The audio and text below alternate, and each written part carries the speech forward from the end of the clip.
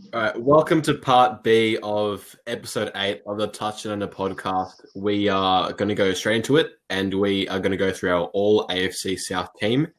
And at quarterback, we have Houston's Deshaun Watson, and obviously this is a no-brainer. There aren't any other quarterbacks in this division who are on the same level as Watson, and so this is a pretty easy choice. Yeah, there are some good quarterbacks in this division. I mean, you got Minshew in Jacksonville. He's still we don't know too much about him yet. Ryan Tannehill in Tennessee is serviceable, and the newly acquired Phillip Rivers in Indianapolis. But as you said, Jack, Deshaun Watson does stand out above the rest. He's been incredible his 3 seasons in the league, and he's been playing behind a terrible offensive line. I mean, he's always running for his life, and he's still able to make some great plays. He's very deserving of being the best quarterback in this division. Yeah, at that point you raised a million about Deshaun Watson, playing, behind that offensive line they have in Houston, effectively just, running for his life on pretty much, so many players each game. That wild card game they played against the Bills, where that final play we had to scramble, got the ball off and they set themselves up for the field goal attempt. It just goes to show, he's got the clutch gene that I think Mahomes has. Just he hasn't got the weapons that Mahomes has in Kansas City. Just overall, definitely the best quarterback in this division. Deshaun Watson is the best quarterback in this division by far. He's been sacked an insane amount of times. In 2018, he got sacked 62 times, and last season 44. I think with the addition of Laramie Tunsil, he's been saved a couple times, but yeah, there has been some times where he's had to completely just make it up by himself, similar to how Russell Wilson does it in that playoff game in the wild card against the Bills, where he got double teamed, he got sacked from both sides and still made it out and made a great play. He's going to have to do that a lot more times next season, and I hope he plays to a similar level he did in 2019. I just want to mention that, yes, while that play was incredible, from Deshaun Watson's ability to escape, the sack coming from both ends, I do think that it was quite a bad defensive play. You got 2 players coming at the quarterback. You can't afford to let him, escape. On to our running backs now, and at running back 1, we have Derrick Henry from the Titans and David Johnson from the Texans at running back 2. Obviously, Henry is a no-brainer choice here.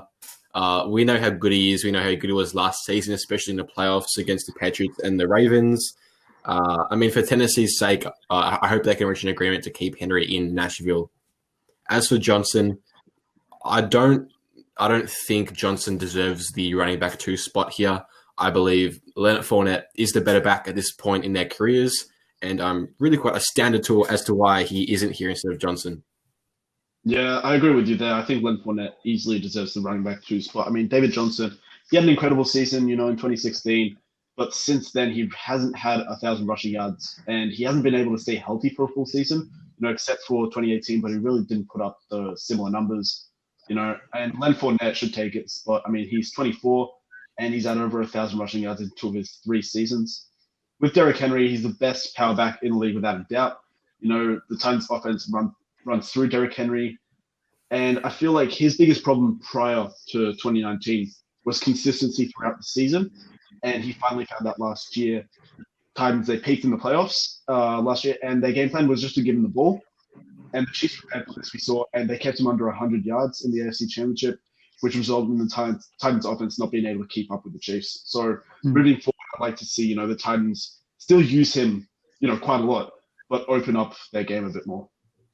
Yeah, I agree, Million, with what you said about Derrick Henry being the best power back in the NFL. Last season, he had 1,500 rushing yards and a whopping 16 touchdowns. I think that just proves how pinnacle he is to the Titans' run game and their whole offensive structure. I also agree with you, Jack. Hey, and a million that Leonard Fournette should be at our second running back spot instead of David Johnson. Just again, his stats, everyone remembers his 2017 campaign, his rookie season where he dominated. He was the whole reason that the Jacksonville able to go that deep into the playoffs. The defense helped a lot, but on offense he was the main factor. He backed it up with over 1,000 yards again last season, and I think a lot of people kind of forget how good he really is. Yeah, not only is he effective in the run game, Leonard Fournette, he also managed to tally up 100 targets in the receiving game, 76 catches. So as a power back, he can still do it both. Like, we shouldn't undermine his receiving ability. In regards to Derrick Henry, he averaged over 100 rushing yards per game, which is insane in the 15 games that he played. And I hope that we can see him perform to maybe even a greater level, because he didn't have the best start to the season and he really warmed up as it went on. On to our wide receivers here, and at wide receiver 1, we have T.Y. Hilton from the Colts and Brandon Cooks from the Texans at wide receiver 2, and A.J. Brown from the Titans at wide receiver 3. Hilton is extremely underrated. He reminds me of how underrated Allen Robinson was in Jacksonville and still is in Chicago. It seems to me as if good receivers get lost in this division. Brandon Cooks, I think this was a really underrated acquisition. I like this fit for the Texans. Cooks is definitely one of the best deep threat receivers in this league. And as for Brown, he has impressed since the moment he entered the league. He's exactly what the Titans have been missing, which is a true wide receiver 1, which I believe he can eventually be for this team. I feel like T.Y. Hilton, as you said, Jack, is often overlooked when talking about the best receivers in the league. And I think the biggest problem with the Colts offense last year is that they didn't have elite players, with Andrew Luck retiring and Eric Ebron declining from his 2018 form. And T.Y. Hilton missed 6 games last season. I think it really hurt that Colts offense and the team as a whole. And before last season, T.Y. Hilton, he had 1,000 receiving yards in every season since 2013, as well as, around 5 or 6 touchdowns in each. I think he really is one of the better receivers in the league, and hopefully he continues, to establish a chemistry with Phillip Rivers this season. I found it weird that Brandon Cooks was only targeted 72 times last year. Compared to 2018, he was targeted 117 times, and he had one of the best seasons of his career with the same team as, he played with the Rams last year, and he, doubled his production the year before on the Rams. Hopefully he has no trouble fitting into the Texans offense. I think he'll be a great target for Deshaun Watson alongside, Will Fuller and Kenny Stills. A.J. Brown, as you said, Jack, is really impressive, since the moment he entered the league. One of the best rookies last season. And I think that, as you said, the Titans have been missing a true number 1 receiver. And I think A.J. Brown fills that spot perfectly. Yeah, so this is so the Brandon Cooks going to the Texans will be his 4th team he's played with. So if you look at the stats he's had when he moved to the first season, he moved to the Patriots, and the first season he had the Rams, he had over 1,000 yards in both. So I think in terms of being able to gel into that the Houston offense with Deshaun Watson, I think it shouldn't be an issue. He's a good enough player to be able to make that a seamless transition. As for T.Y. Hilton, I think he will definitely really benefit having Phillip Rivers throw to him. I don't think he needs more of a. I think the experience that Phillip Rivers brings will be a very big benefit to him. He's been in the season for 8 years now. I think he's definitely, obviously, of course, he's a veteran. I think having Phillip Rivers throw to him will be the best thing for him in Indianapolis.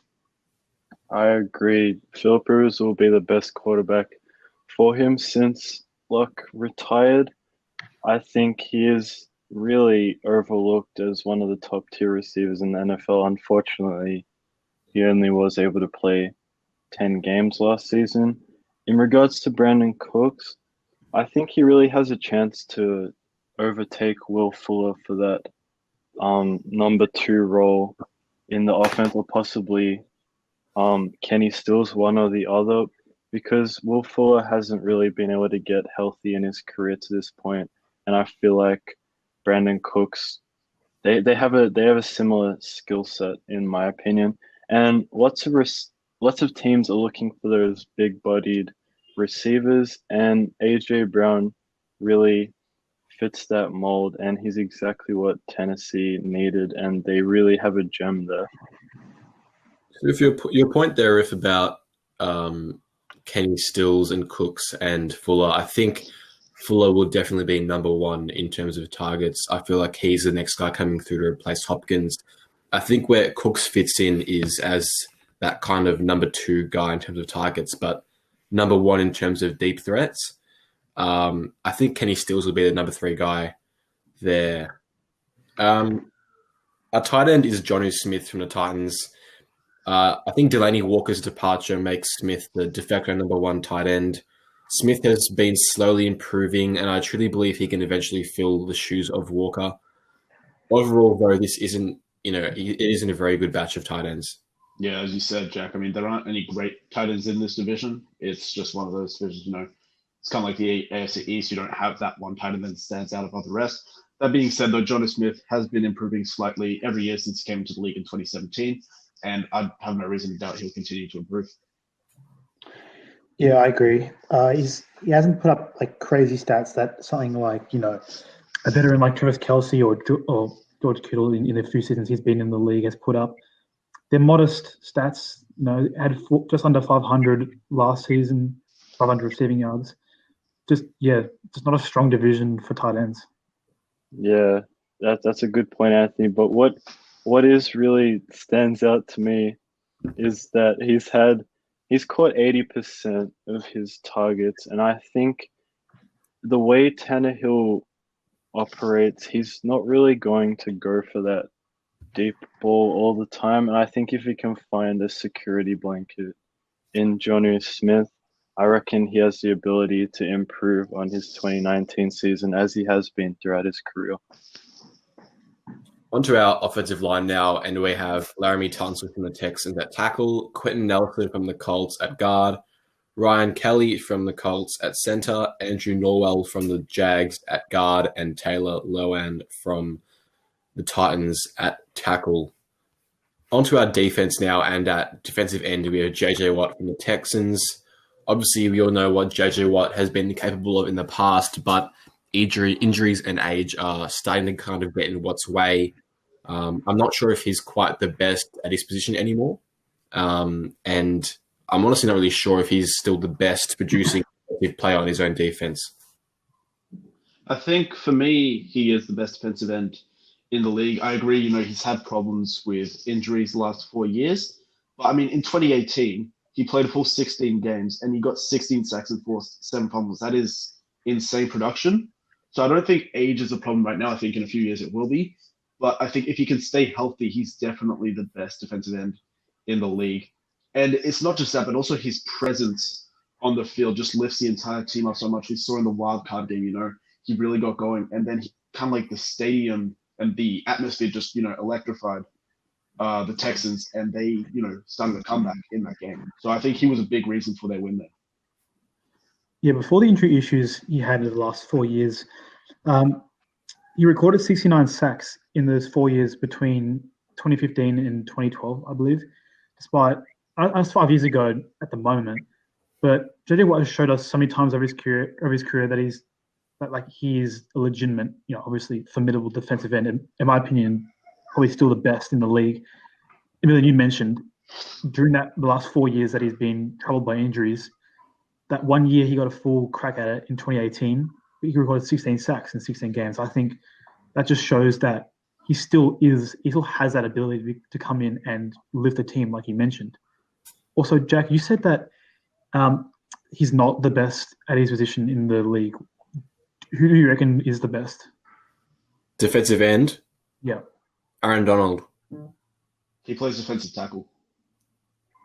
Yeah, he is a defensive tackle. In terms of defensive linemen, I'm not taking JJ Watt anymore. Like, in terms of defensive line presence, there are guys who are better than him at this point in his career, and Aaron Donald is, I think, the best.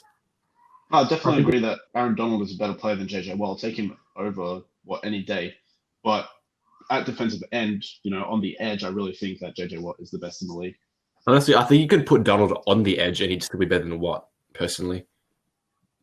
You guys make some good points, but I'd just like to say, in terms of leadership, I reckon I'd want someone like JJ Watt over Aaron Donald. I think JJ Watt has the kind of ability, as you said, Emilian, to really lift the performances on everyone around this team, because the Texans don't have the same defense they had a few years ago when they had the number one defense in the league. They've kind of dropped off in that category. In saying that, I'm not sure that he is, from this point, going to be the best defensive end in the league. I feel like people like Myles Garrett, if he didn't have his untimely suspension, I feel like he could possibly be the best defensive end. There's also a lot of like Joey Bosa, as we talked about before, DeMarcus Lawrence. I think there's a few guys there that could possibly be better than JJ Watt at this point in his career. Yeah, that's a good point, Arif. About that you make about his leadership traits. Obviously, his leadership, no matter how old he is or whether he's declining or not, his leadership is unquestioned, especially in the locker room. However, in terms of productivity, I think he's slowing down a bit. And another guy you didn't mention there isn't Anthony in terms of defensive ends. Nick Bosa, I think, is in terms of productivity, is probably at a higher level than JJ Watt at this point in their careers.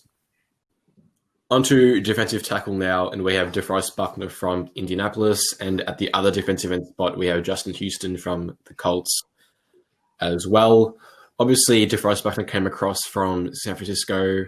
I think it's a really great addition for the Colts. It really takes their defense, which was already at a really high level, and potentially can take them to the next level. Obviously, he's had a few good years at the 49ers now. As for Houston, he too was a really nice add for the Colts last year, coming over from Kansas City. Now that Buckner is also on that Indy defensive line, along with Darius Leonard and others, the Colts could really have a formidable defense this season.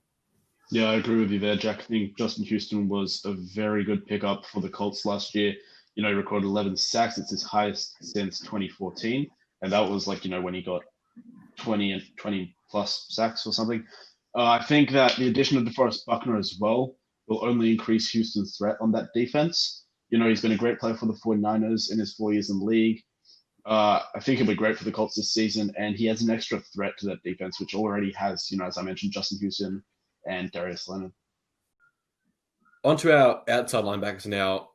We have Darius Leonard from the Colts and Whitney Mercilus from Houston. Leonard became a premier linebacker in the NFL after just one season in the league.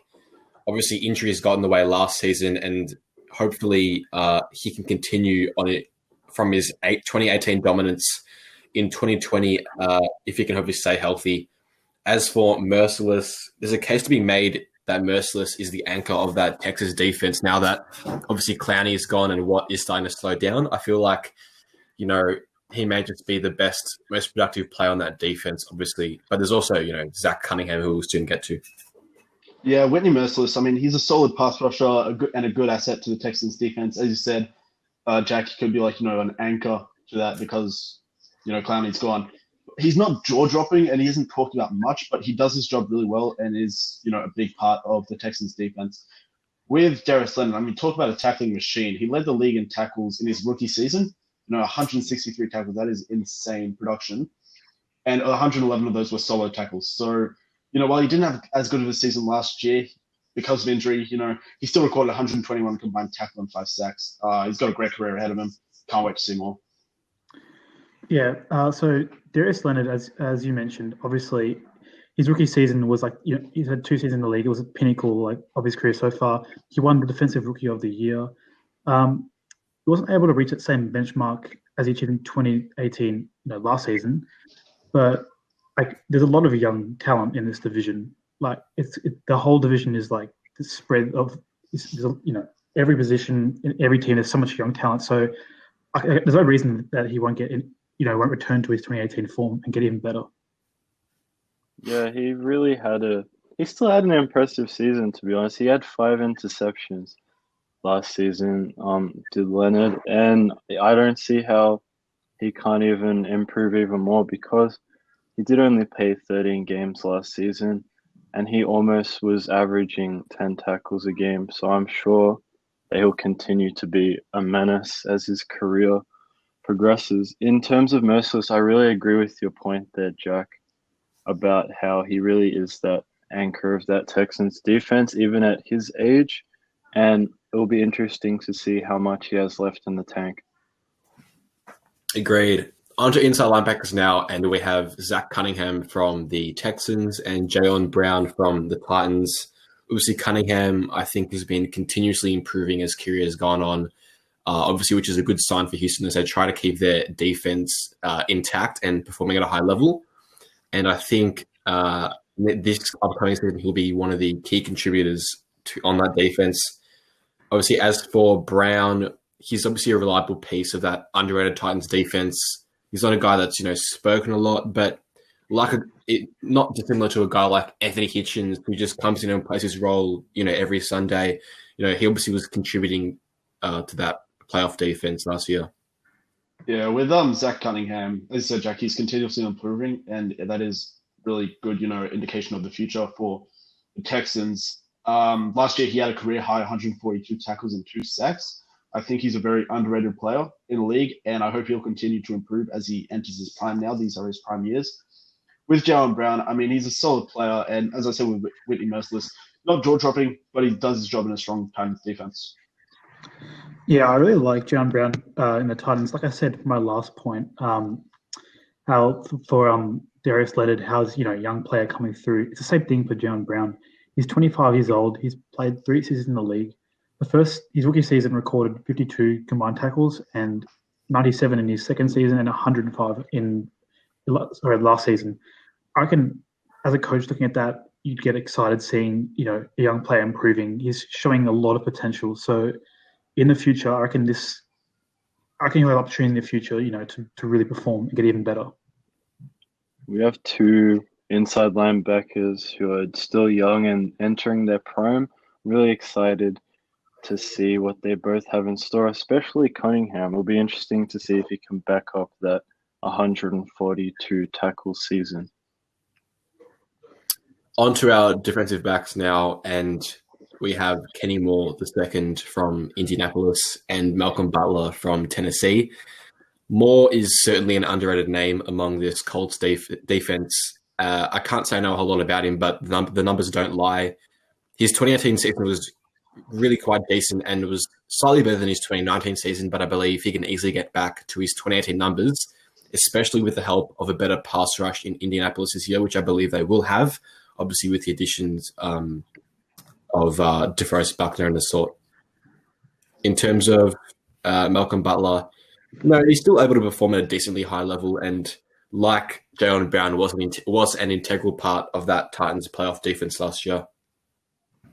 Yeah, with Kenny Moore, he's been very good the last few years. He really embraced his role as a starting cornerback on the Colts in 2018. It was his first full year as a starter. He had 3 interceptions, 77 tackles. So he's shown he is worthy of being a premier corner on a team.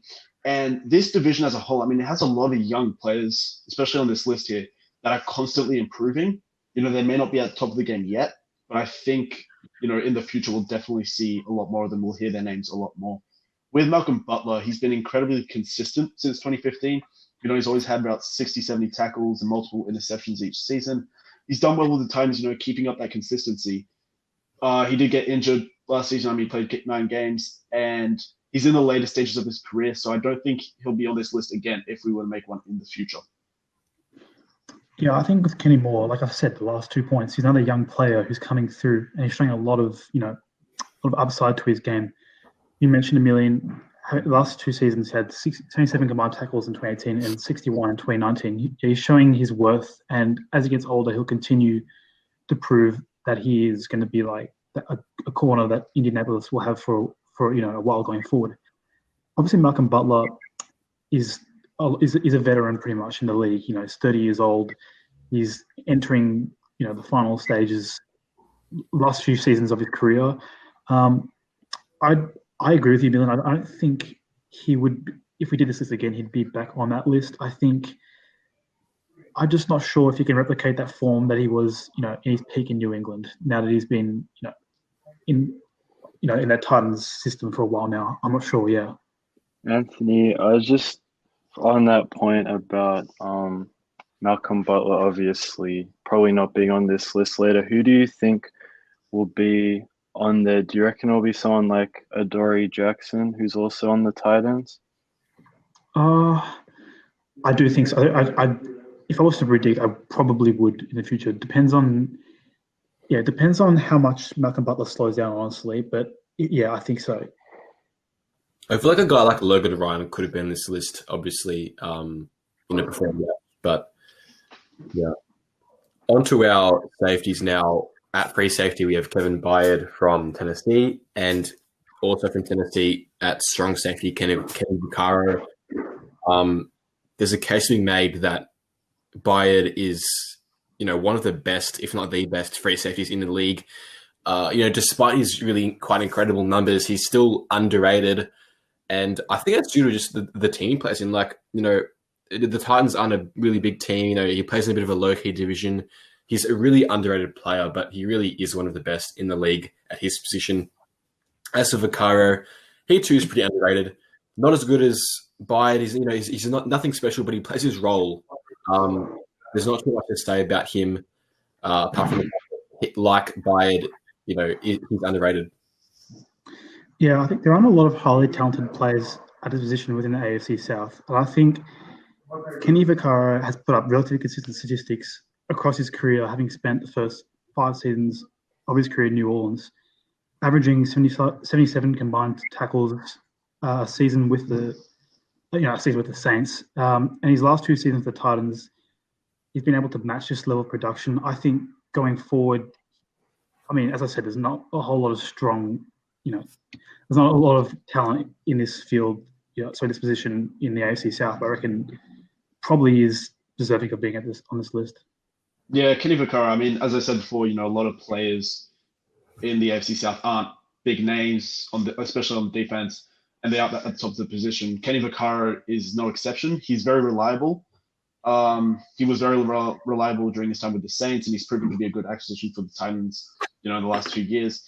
With Kevin Byard, though, he didn't play much in his rookie season because he wasn't the starter, but since then he's been an absolute stud for the Titans. He's never missed a single game in his 4-year career, and he's made so many interceptions. In the last 3 years, he has 17 career interceptions. That's just incredible. He's another underappreciated player on this list. I think Kevin Byard is a really talented free safety, and he's keeping younger, pretty impressive players such as Justin Reed and Malik Hooker off this list just from his insane production. I think someone at strong safety, I think someone like Ronnie Harrison could eventually take over Kenny Vaccaro's spot in our all-division team. But in saying that, Vaccaro is just one of those reliable people who really just comes to play on Sundays and does everything that is expected of him. I agree with that, Arif. I think a guy like Malik Hooker does have serious potential and could eventually replace Vaccaro at some point. But I think for now, Vaccaro is a good option and is deserving of this spot.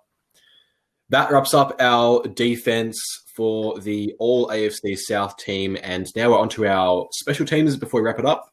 And at kicker, we have Kaimi Fairbairn from the Texans. Our punter is Tennessee's Brett Kern. And our return specialist is Nyheim Hines from the Indianapolis Colts. All right, so that wraps up our All-AFC West and All-AFC South teams. Thank you guys for listening. Make sure if you haven't already, to follow our Instagram. That is at touch.down.under. That is where we post all of our podcast content. Follow us on Twitter as well for updates at the TDU Podcast. We also premiere our podcasts on Facebook at TouchDownUnder, and they can also be found on YouTube at TouchDownUnder. Thank you guys for listening, and we will see you next week.